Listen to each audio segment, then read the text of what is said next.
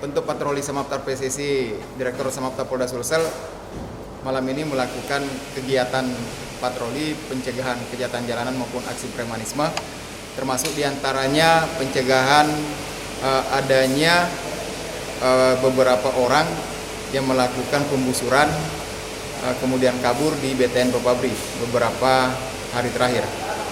Dengan adanya informasi tersebut, kemudian kami melakukan koordinasi dengan masyarakat di sekitar dan mengedukasi, menghimbau untuk tidak terprovokasi dengan kegiatan-kegiatan yang dilakukan oleh orang-orang yang tidak bertanggung jawab.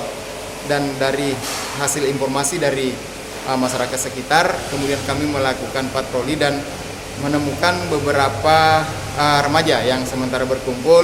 Kemudian kami lakukan penggeledahan, pengecekan, namun tidak ditemukan barang terlarang. Sehingga kemudian kami menghimbau untuk semua remaja yang ada di tempat tersebut untuk membubarkan diri, yang mana waktunya juga sudah di atas pukul 22.00.